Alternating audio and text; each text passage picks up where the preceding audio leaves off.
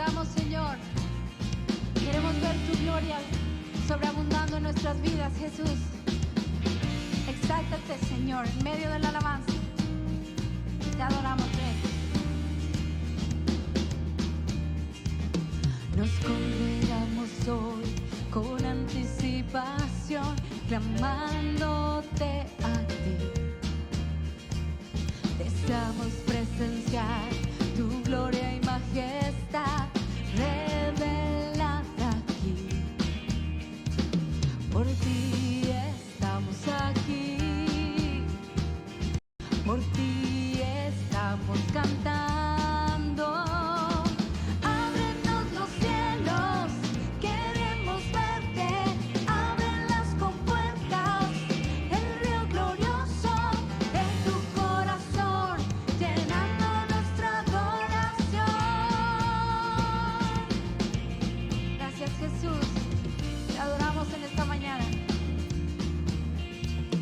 Tu gloria puedo ver hoy al resplandecer los rostros que hay aquí. Desciende a este lugar y muestra tu verdad. Miramos hacia ti. Por ti estamos aquí, por ti estamos cantando. Ábrenos los cielos, queremos verte.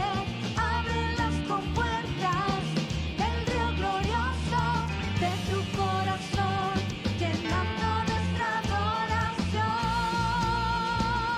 Abre los cielos, Señor. Ábrenos los cielos, queremos verte. Abre las compuertas, el río glorioso de tu corazón, llenando nuestra adoración.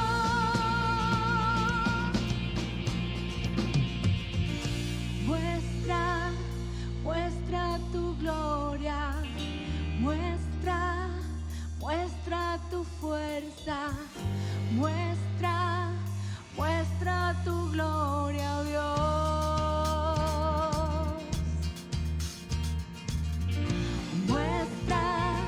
Muestra tu gloria, muestra tu fuerza, muestra tu gloria, oh Dios. Ven, muéstranos. Queremos verte, Señor. Ábrenos los cielos, queremos verte. Abre las compuertas, el río glorioso de tu corazón, llenando nuestra adoración. Ábrenos los cielos, queremos verte. Abre las compuertas, el río glorioso de tu corazón, llenando nuestra adoración. Te exaltamos, Señor, con todo nuestro corazón. Recibe alabanza y adoración desde nuestro corazón, Señor. Para ti eres bueno, Señor. Amén.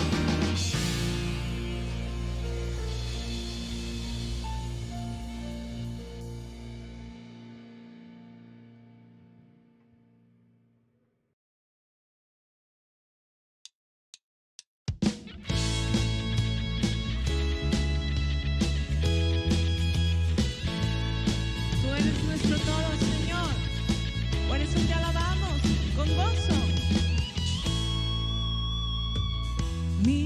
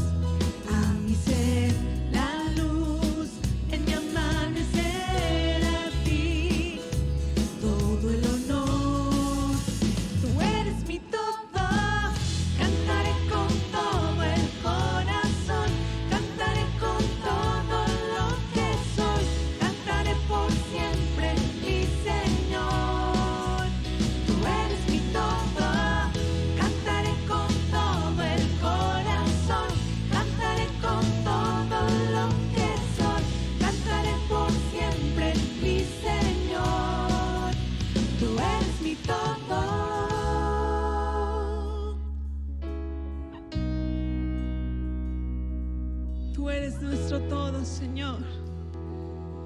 Por eso te cantamos a ti, nuestro Jesús. Mi Jesús, por ti siempre viviré y por siempre cantaré. Tú eres mi todo, mi Jesús, por ti siempre viviré y por siempre cantaré. Tú eres mi todo, mi Jesús, por ti siempre viviré y por siempre cantaré. Tú eres mi todo, mi Jesús, por ti siempre viviré y por siempre cantaré. Tú eres mi todo, cantaré con todo el corazón, cantaré con todo lo que soy, cantaré por siempre, mi Señor. Tú eres mi todo. Cantaré con todo el corazón, cantaré con todo lo que soy, cantaré por siempre, mi Señor. Tú eres mi todo. Cantaré con todo el corazón, cantaré con todo lo que soy, cantaré por siempre, mi Señor. Tú eres mi todo.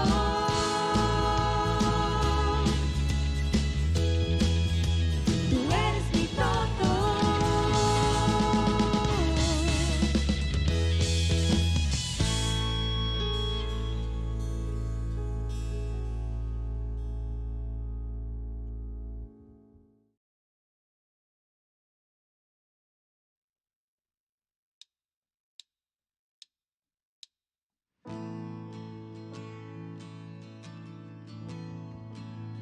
Gracias, Señor.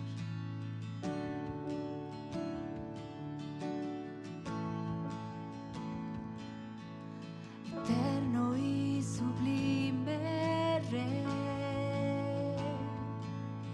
el cielo no te puede contener. Habitas en lo alto, Dios.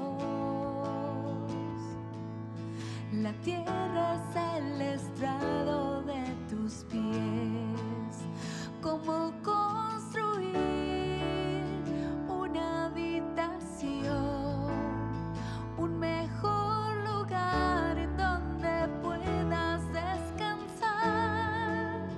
¿Cómo construir una habitación que sea un santuario para ti?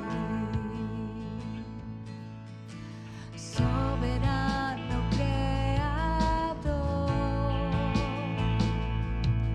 en luz inalcanzable tú estás. Formaste todo con tu voz. El universo en tus manos está. ¿Cómo construir una habitación, un mejor lugar en donde puedas descansar? ¿Cómo construir una habitación que sea un santuario para ti? ¿Cómo construir una habitación, un mejor lugar en donde puedas descansar? ¿Cómo construir una habitación que sea un santuario para ti? Gracias, Señor, por tu presencia en nuestras vidas, porque siendo el Rey del universo, has escogido habitar en nuestro corazón. Gracias por acercarnos a ti. Queremos construir una habitación digna de ti, Señor, en nuestro corazón. Gracias, Jesús. En tierras vivas escogiste habitar, en débiles hombres tu gloria mostrar, edificados en la piedra angular, somos tu iglesia, tu hogar. En tierras vivas escogiste habitar, en débiles hombres tu gloria mostrar, edificados en la piedra angular, somos tu iglesia, tu hogar. Somos tu iglesia, tu hogar. Vamos a construir una habitación, un mejor lugar en donde puedas descansar. Vamos a construir una habitación. Seremos un santuario para ti. Vamos a construir una habitación, un mejor lugar en donde puedas descansar. Vamos a construir una habitación. Seremos un santuario para ti. Vamos a construir una habitación, un mejor lugar en donde puedas descansar. Vamos a construir una habitación. Seremos un santuario para ti. Seremos un santuario para ti. Seremos un santuario para ti.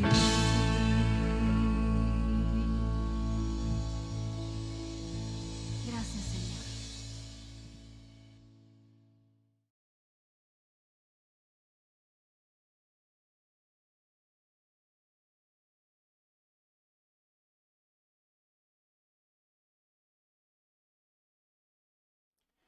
Dios les bendiga, qué gusto saludarles en esta noche. Después de habernos gozado con la alabanza, con el tiempo de adoración, ahora le invito a que prepare su mente y su corazón para recibir una palabra. Vamos a estar viendo el libro de Romanos. Estamos con esta serie y hoy estamos hablando de Romanos 2:17 en adelante. Y el tema de hoy es el peligro del autoengaño. Hemos visto a través de este estudio de Romanos cómo Pablo está explicando cómo es la condición del ser humano. Y recordará usted que en los versículos anteriores Pablo está desarrollando su argumento en el sentido en que todos somos culpables delante de Dios por causa de nuestros pecados, nuestras iniquidades. Nosotros somos pecadores delante de Dios y dice Pablo que nada de nuestros propios esfuerzos o acciones pueden justificarnos delante de Dios, sino nuestra fe a través del Señor Jesucristo. Y después de describir el fin de los incrédulos, de los gentiles paganos que no tienen a Dios en su corazón, bueno, en esta parte que vamos a ver, tiene que ver con los religiosos judíos, ¿sí? Aquellos que se creen privilegiados y que de alguna manera ven al pueblo, a los que no son creyentes, como algo lejano, como pecadores. Y vamos a estudiar esto en esta noche.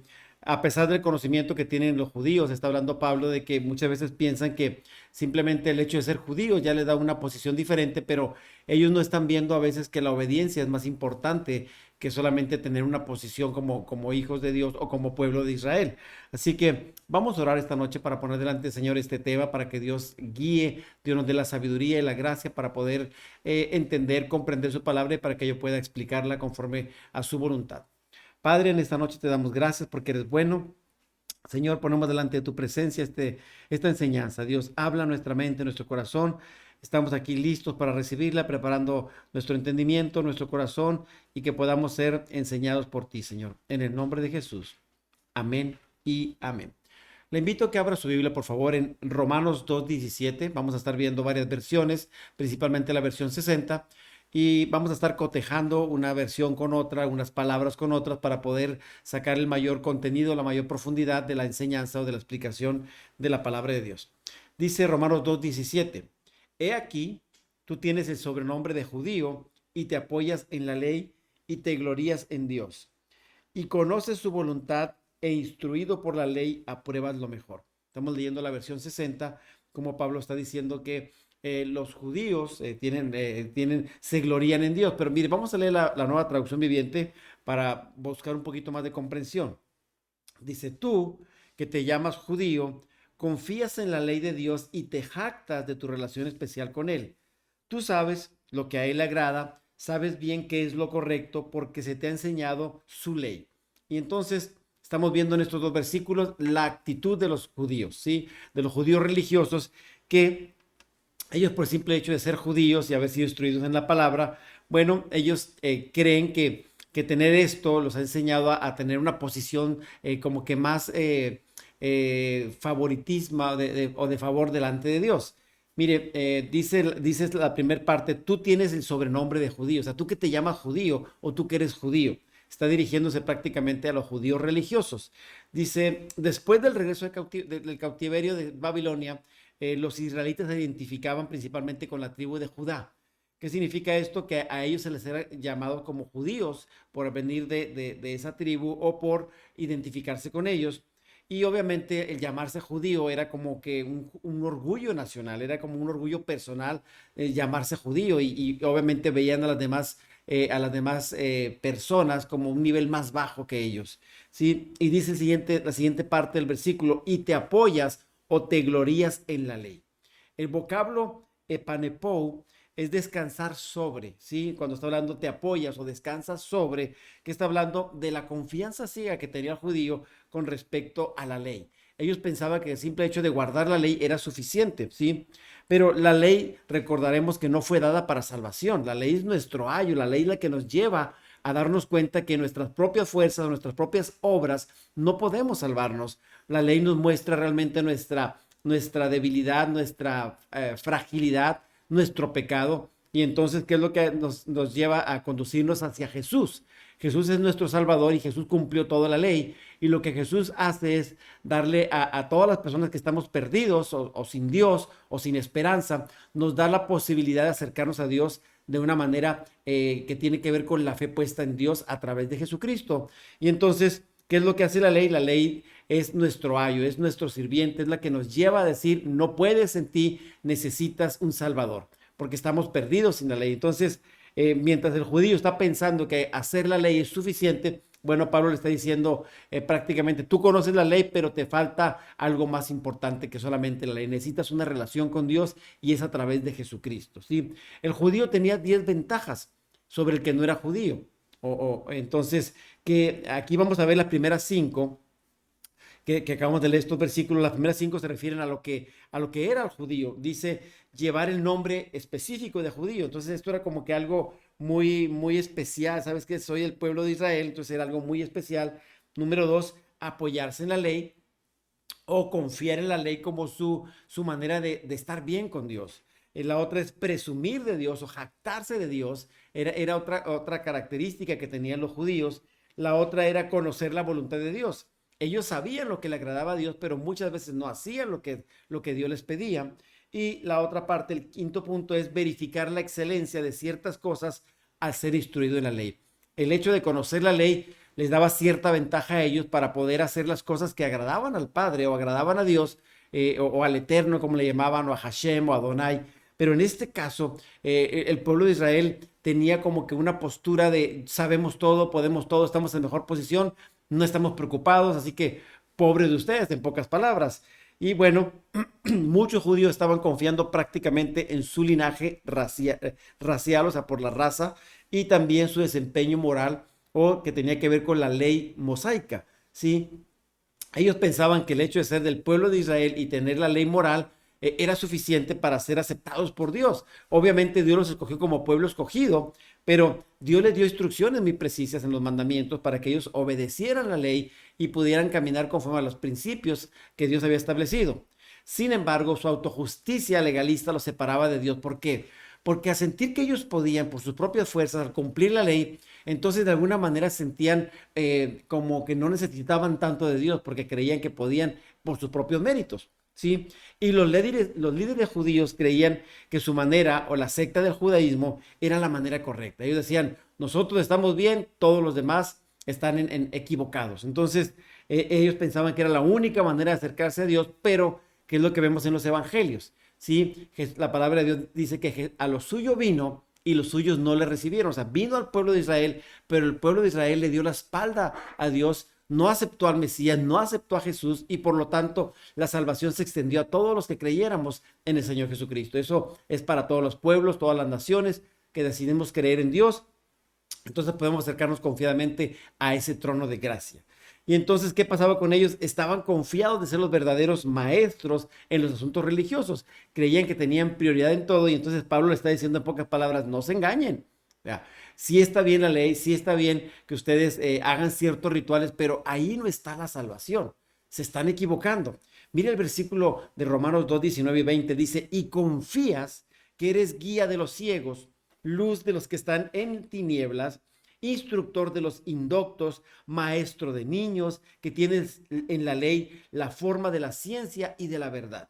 Este mismo versículo, pero en la Nueva Traducción Viviente, dice, ¿estás convencido de que eres guía para los ciegos y luz para los que andan perdidos en la oscuridad?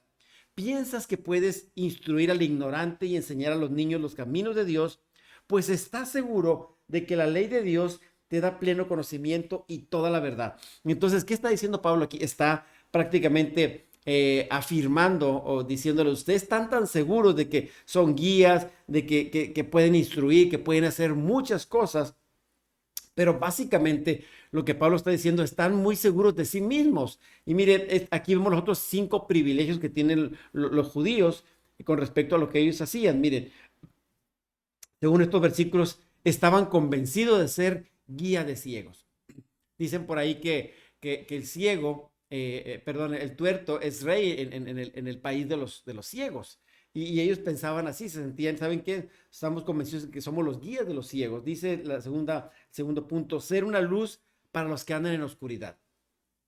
Finalmente Dios nos dice a nosotros que nosotros somos la luz, pero la luz es una luz que reflejamos porque Cristo es la luz y a través de esa luz podemos reflejar nosotros al mundo la esperanza y la verdad de Dios.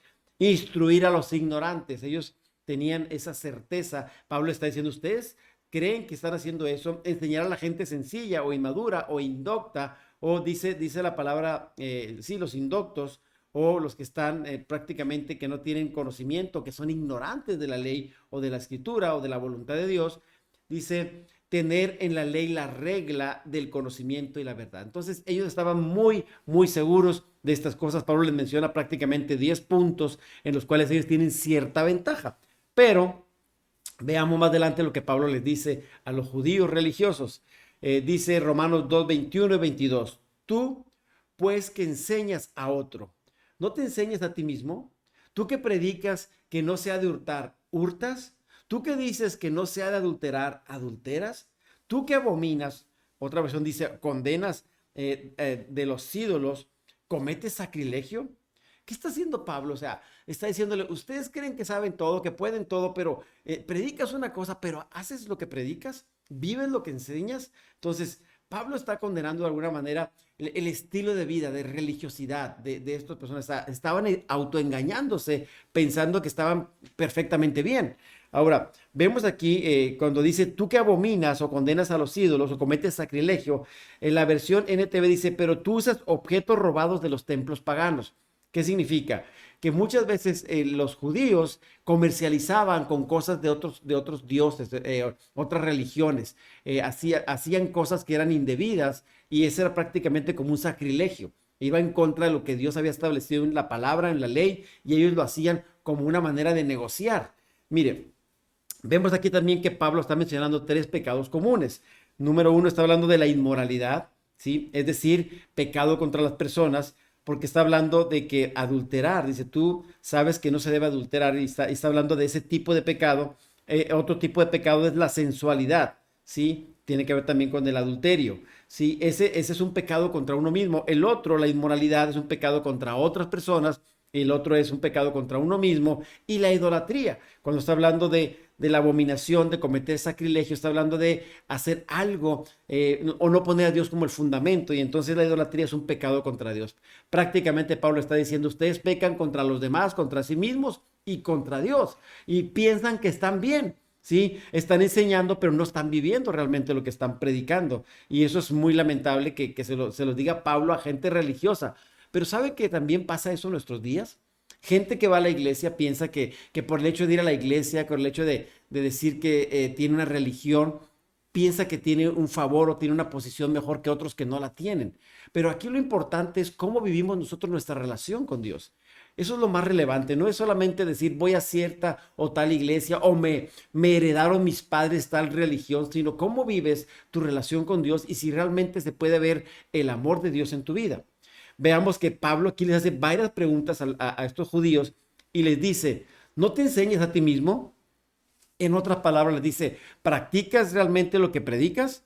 O sea, estás diciéndolo, hagan esto, hagan aquello, pero realmente tú estás viviendo realmente lo que estás enseñando, lo que estás predicando. Y después dice, ¿cometes sacrilegio? O más bien, robas las riquezas de los templos y comercias con ellas o haces negocios con ellas. ¿Por qué? Porque sabemos que el pueblo de Israel fue cautivo en Babilonia y muchas veces ellos pudieron trajeron muchas cosas de ahí, pero sabemos que la idolatría era algo que tenían muy marcado en su forma de vivir. Entonces, muchas veces se volcaban a los ídolos y Pablo está condenando que ellos tenían a veces otras cosas, imágenes, otro tipo de fe que no era prácticamente su confianza puesta en Dios. Y entonces, ¿qué hacían ellos? Bueno, estaban comercializando, estaban tomando ídolos, hacían cosas indebidas y las hacían como si fueran normal. Y de alguna manera Pablo dice, están ustedes, de alguna manera están haciendo algo indebido, están haciendo un sacrilegio, porque eso es algo que a Dios no le gusta.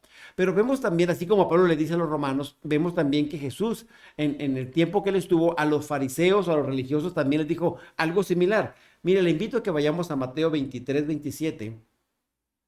Y dice estos versículos hasta el 29, dice, ¿qué aflicción les espera? Maestros de la ley religiosa y fariseos, hipócritas, pues son como tumbas blanqueadas, hermosas por fuera, pero llenas de huesos de muertos y toda clase de impurezas por dentro. Por fuera parecen personas rectas, pero por dentro el corazón está lleno de hipocresía y desenfreno. ¿Qué aflicción les espera, maestros de la ley religiosa y fariseos? Hipócritas, edifican tumbas a los profetas que sus antepasados mataron y adornan los monumentos de la gente justa que sus antepasados destruyeron. Vemos cómo Jesús les hablaba a estos fariseos, a estos religiosos, y les dice palabras muy fuertes, les dice hipócritas. Hay otra parte donde dice generación de víboras y les dice sepulcros blanqueados. Eso es algo tremendo. Jesús no se andaba por las ramas, Jesús era muy directo y está condenando la religiosidad. O sea, dicen una cosa, pero hacen otra. Y sabe que en nuestros tiempos hay mucha gente religiosa que va a las iglesias o a veces ni siquiera van a la iglesia, pero dicen que tienen una forma de ver la vida, de hacer las cosas, pero finalmente la forma en que viven no refleja a Dios, no refleja el amor de Dios. Dicen ser, pero no son. Veamos más adelante lo que dice Romanos 2:23. Dice, tú que te jactas de la ley, con infracción de la ley, ¿deshonras a Dios? Porque está escrito, el nombre de Dios es blasfemado entre los gentiles por causa de vosotros. Y esto es algo que Pablo le está condenando a estos judíos religiosos. Les dice que se jactan de la ley, pero finalmente no la están cumpliendo, están de alguna manera contradiciendo o desobedeciendo la ley, pero dicen se jactan de la ley, pero no la cumplen. Y dice, como está escrito, el nombre de Dios es blasfemado entre los gentiles. Y bueno, tenemos una referencia en Isaías 52:5, cuando el profeta les dice también al pueblo, les dice, ¿qué es esto? Preguntó el Señor, ¿por qué está esclavizado mi pueblo nuevamente? ¿Quiénes son los que gobiernan, gritan de júbilo, todo el día blasfeman? Otra versión dice, que desprecian, ultrajan, se burlan o insultan el nombre de Dios. Entonces, ¿qué está diciendo Pablo? O sea, el mal testimonio de ustedes hace que muchas personas se burlen, desprecien o blasfemen el nombre de Dios por el testimonio. Mucha gente quiere saber de Dios, pero no quiere saber de la iglesia. ¿Por qué? Por el testimonio. Sí, aquí estamos viendo que los judíos estaban jactando de su posición, de su manera de vivir, pero realmente Pablo les dice, ustedes deshonran a Dios con su testimonio, o sea, y no nada más eso, por causa de la forma en que ustedes viven, el nombre de Dios es blasfemado, la gente se burla, la gente menosprecia. Hoy por hoy, la iglesia a lo mejor no tiene la capacidad o la fuerza que debería tener, porque no está la iglesia tomando el lugar que le corresponde, no está fluyendo en el poder de Dios, no está fluyendo en la verdad que debemos hacer y no estamos dando el fruto, la evidencia de que hay un Dios vivo, un Dios verdadero, un Dios fuerte que vive en cada uno de nosotros. Usted y yo somos la iglesia y somos responsables de manifestarle al mundo la calidad o el tipo de Dios que tenemos, un Dios grande, majestuoso, poderoso, santo, vivo, y Él espera que usted y yo vivamos una relación personal con Dios para que realmente demos ese fruto y que ante el mundo podamos reflejar el amor de Dios y que brillamos y resplandezcamos como Dios quiere en este mundo de tinieblas. Vemos también que el testimonio de cada creyente es muy importante. Nosotros tenemos que mostrar realmente a Dios en nuestras vidas y la palabra de Dios dice que somos como cartas abiertas. Le invito a que vayamos a 2 Corintios 3, 2 y 3, por favor. ¿Lo tiene? Dice 2 Corintios 3, 2. Ustedes mismos son la carta escrita en nuestro corazón que toda la gente que lee y conoce, o sea, todo mundo puede ver esa carta. Somos cartas abiertas. Dice, ustedes demuestran que son una carta de Cristo escrita por nosotros, no con tinta, sino con el Espíritu del Dios viviente. No está escrita en tablas de piedra, sino en los corazones de los hombres. ¿Qué significa? Que nosotros tenemos que manifestar, si realmente nuestro corazón fue marcado por la presencia de Dios, si nuestro corazón ha sido modificado, si ha venido la presencia de Dios en nuestras vidas, entonces debería ser notorio que nosotros somos diferentes. Una carta abierta es algo que todo el mundo puede ver. Dice Hebreos que teniendo una nube de testigos, que demos testimonio, que nos despojemos de todo pecado y que podamos realmente mostrar, que podamos manifestar la fe que usted y yo hemos abrazado. Entonces, las personas realmente que están haciendo en nuestras vidas están leyendo, están viendo el testimonio nuestro. ¿Cuál es el testimonio? Lo que usted piensa, lo que usted cree, lo que usted habla, lo que usted vive. Tiene que ir acorde a nuestra fe que está establecida en la palabra y una correcta relación con Dios. Ahora le pregunto, ¿cómo refleja usted el evangelio en su propia vida? ¿Cómo la gente está viendo a Dios en su vida? ¿Realmente pueden sentir el amor de Dios? Cuando alguien se relaciona con usted, ¿puede realmente ver que usted es diferente por lo que Dios ha hecho en usted? Eso es lo que marca la diferencia y es lo que Pablo le está diciendo a estos pueblos, a estos religiosos judíos. O sea, se jactan de la ley o podemos decir que vamos a la iglesia, que tenemos una religión, pero realmente esa relación con Dios a lo mejor no se ha manifestado, no es visible. En la iglesia estamos viendo los domingos cómo madurar en carácter y la madurez tiene que ver con una señal que Dios pone en nuestras vidas para reflejar realmente a Cristo. En la medida que nos vamos identificando, relacionando con Dios, debe ser más palpable Jesucristo en nuestras vidas. El carácter de Dios tiene que ser notable, ese sello, esa marca tiene que verse ante cualquier persona, no debe ser algo oculto. Romanos 2:25 dice, pues en verdad, la circuncisión aprovecha si guardas la ley, pero si eres transgresor de la ley, tu circuncisión viene a ser incircuncisión. Entonces, ¿por qué? Porque está diciéndole Pablo, o sea, cuando Dios dio esa marca, le dijo al pueblo de Israel que esa señal fuera en todos los hombres y que se marcara y fuera notable, dice que de nada sirve que si transgreden la ley, o sea, no cumplen la palabra o la escritura, de nada sirve esa circuncisión, viene a ser una incircuncisión. Ahora, ¿qué era la circuncisión? Muchas veces, obviamente, en nuestros tiempos ya no es algo que se tenga que hacer con respecto al pacto. La circuncisión era una señal del sistema mosaico en el Antiguo Testamento para los que eran el pueblo de Dios y que seguían la ley moral de Dios. El rito en sí mismo no tenía algún mérito, sí, pero indicaba que era algo distintivo, era una señal del pacto de Dios con el pueblo de Israel. Y ese distintivo indicaba que el hombre creía en la ley de Moisés, que Dios le había dado a Moisés. Ahora, practicar la circuncisión sin una entrega en la vida a Dios no tenía valor. Sí, o sea, decir, tengo la señal, pero realmente no vivo conforme a esa señal, entonces era como algo, era como mandar un doble mensaje. Y es lo que Pablo le está diciendo. Ustedes dicen que son del pueblo de Israel, que tiene la ley, que son circuncidados, pero no se ve, no se refleja lo que ustedes dicen que son. ¿Sí? Y un transgresor de la ley es uno que sobrepasa los límites establecidos por Dios. Y aquí les dice, entonces, si tú tienes la circuncisión, dice, bueno, este significa que guarda la ley, pero si la transgredes, si no cumples, si rebasas los límites que Dios ha establecido, entonces viene a ser como una circuncisión. Haz de cuenta que no está circuncidado. Es lo que le está diciendo a Pablo a los romanos, pero con respecto a la ley mosaica, a los que estaban viviendo bajo la ley. Ahora, podríamos trasladar esta situación a nuestro tiempo y relacionarlo con los sacramentos de la iglesia. Cuando hablamos del bautismo, por ejemplo.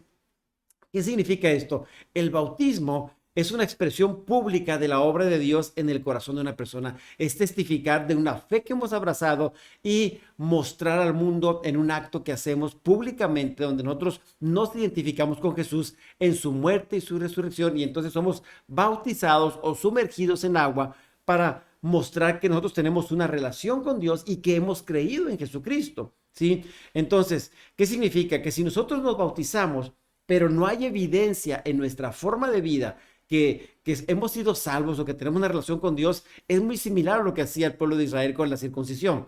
Ok, se bautiza a alguien, lo bajan a las aguas, sale, pero sigue viviendo igual, entonces prácticamente ese paso de fe no está significando nada. Aunque testificaste de algo, la misma circuncisión testificaba, era un símbolo. El bautismo es un símbolo también de una fe que hemos abrazado y hemos creído. Ahora, también igual pasa con la membresía en la iglesia. Una persona que es miembro de una iglesia, que pertenece a una iglesia, bueno, ¿qué es lo que hace? Se une a esa iglesia, camina con esa iglesia en fe, en acciones, pero muchas veces el hecho de pertenecer a una iglesia no significa que haya un cambio en la persona. ¿Por qué? Porque conocemos mucha gente que va a la iglesia, que dice que pertenece a una iglesia, pero no hace lo que Dios dice. Y entonces estamos como contradiciendo, soy cristiano, pero no vivo de acuerdo a lo que Cristo dice. Entonces, o soy o no soy. Y sabe, necesitamos nosotros definirnos. Si vamos a creer en Dios, vamos a definirnos y vamos a poner toda nuestra fe y nuestra obediencia a la palabra del Señor. Romanos 2:26, por favor. ¿Vamos bien? Bueno, dice Romanos 6:26, si pues el incircunciso guardare las ordenanzas de la ley, ¿no será tenida su incircuncisión como circuncisión? Este mismo versículo, pero en la palabra de Dios para todos, dice, los que no son judíos, o sea, dice, no están circuncidados. Sí, pero si obedecen la ley, es como si estuvieran circuncidados.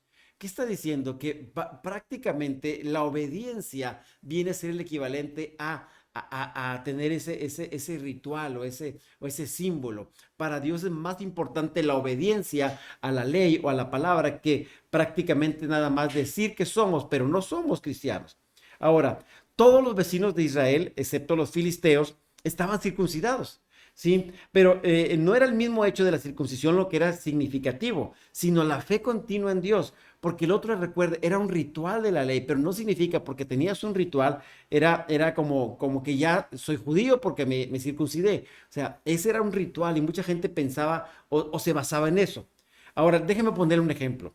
Si una mujer o un hombre pierde su anillo de matrimonio, quiere decir que con eso se vuelve soltero o soltera porque no tiene el anillo. El anillo es un símbolo, ¿sí? Es un símbolo que marca algo, pero el hecho de que no tenga el anillo no significa que no está casado. Lo que hace realmente válida la relación es el pacto que se hace delante de Dios, el compromiso y la relación personal entre esa pareja. Muchas veces es lo mismo que hacían ellos. Tenemos la circuncisión, pero ¿qué estamos haciendo? Nos estamos basando en un símbolo, pero no estamos haciendo todo lo demás. Lo mismo pasa con el matrimonio. El hecho de que tengas un anillo es un símbolo, pero aquí lo importante es tu comunión, tu pacto que hiciste con Dios y con esa persona. Entonces, eso marca la diferencia. No es solamente un ritual. Ahora, Romanos 2:27 dice, y el que físicamente es circunciso, pero guarda perfectamente la ley, te va a condenar a ti. Que con la ley de la letra de la ley y con la circuncisión eres transgresor. o sea, no obedeces o quebrantas la ley. Entonces, Pablo está diciendo, o sea, de nada sirve que tú digas que eres del pueblo de Dios, que eres circuncidado, que conoces la ley, si finalmente no la estás cumpliendo. Entonces, ¿qué va a pasar? Aquel que sí la cumple te está prácticamente condenando porque tú estás quebrantando la ley de Dios. Pablo está siendo muy enfático, ¿sí? Sobre todo en la obediencia. Ellos están yéndose a los rituales, a las formas. Dice la palabra aquí, físicamente incircunciso. ¿Qué quiere decir esto? Se refiere al no judío o al gentil que no necesitaba circuncidarse, pero cumple la ley. O sea, es obediente a la palabra. Y obviamente ahora para la iglesia significa nosotros una fe puesta en Jesucristo a través de lo que él hizo en la cruz de Calvario. Nosotros nos acercamos por la gracia. Ahora somos hechos el pueblo de Dios a través de eso. Y dice, te condenará a ti. O sea, prácticamente te va a juzgar. Ahora, el judío estaba obligado a obedecer la circuncisión, a obedecer la ley, y por la circuncisión a obedecer la ley. Pero, ¿sabe? Muchas veces el problema de ellos es que se enfocaban en la forma y descuidaban la relación con Dios. Era jactarse de simplemente nosotros somos del pueblo de Dios, pero descuidaban lo más importante. Tiene que haber un testimonio, tiene que haber una relación que avale que realmente soy un creyente. Romanos 2:28 dice, pues no es judío el que lo es exteriormente, dice la versión NTV, solo por haber nacido de padres judíos, ni es la circuncisión o el que hace la ceremonia lo que hace exteriormente en la carne. Entonces, ¿qué es esto? Perdón, versículo 29 dice, sino que el judío es lo que es en el interior y la circuncisión es la del corazón, ¿sí? En espíritu, no en la letra, la alabanza del cual no viene de los hombres, sino de Dios. Entonces, el judío asumía que podía enseñar su tabla genealógica, su árbol genealógico y decir, miren, yo vengo de descendencia judía y soy circuncidado al 8º día, pero prácticamente ese era lo externo. A Dios lo que le interesa principalmente es la circuncisión del corazón. Tiene que ver con nuestro nuevo nacimiento, con nosotros tener una relación con Dios, y ellos estaban enfocados más en la letra que en el espíritu. Entonces, Dios quiere que nosotros entendamos la importancia de una relación con Dios. No es solamente las formas o los rituales. Por eso las religiones se hacen cuando el hombre trata de acercarse a Dios en su manera, en sus formas. Y Dios ya dijo cómo debemos acercarnos y cómo debemos de vivir. Ahora, Romanos 2:29 dice, no, un verdadero judío es aquel que tiene el corazón recto a los ojos de Dios. Estoy leyendo una nueva traducción viviente del versículo que acabo de leer y está diciendo Pablo, un verdadero judío es el que tiene el corazón recto a los ojos de Dios. Está hablando de algo íntimo, algo interior. La verdadera circuncisión no consiste meramente en obedecer la letra de la ley, sino que es un cambio en el corazón transformado, ¿sí? Transformado, producido por el Espíritu Santo. Esta es la clave, mis hermanos. Más que los rituales externos, dice, tiene que haber un cambio en el corazón producido por el Espíritu Santo. ¿Y cómo se produce eso? En el nuevo nacimiento, cuando tenemos una relación con Dios. Si no hay relación con Dios, no puede pasar esto. Entonces, Pablo está diciendo, y una persona con un corazón transformado busca la aprobación de Dios, no de la gente. Y sabe que mucha gente busca agradar a otras personas y descuida su relación con Dios con tal de quedar bien con los demás. Y dice aquí, es más importante que tu corazón transformado siempre sea buscar agradar a Dios en todo sentido. Y bueno, esto hace una referencia también a Deuteronomio 30, versículo 6, cuando está hablando de la verdadera circuncisión. Mire, este versículo en la palabra de Dios para todos dice, el Señor tu Dios te hará la circuncisión, o sea, va a cambiar, va a quitar toda impureza. Dice, a ti y a tu descendencia, pero en esa ocasión será en el corazón, para que ames al Señor tu Dios con todo tu corazón, con toda tu alma, y así tengas vida. Entonces, prácticamente Dios dice, yo quiero hacer un cambio en tu corazón. Me interesa mucho que tú te relaciones conmigo, que camines en mis estatutos, que camines en mis principios, pero que la relación con Dios y el Espíritu Santo te lleve a ese crecimiento, que puedas dar testimonio de la fe que tú y yo hemos abrazado.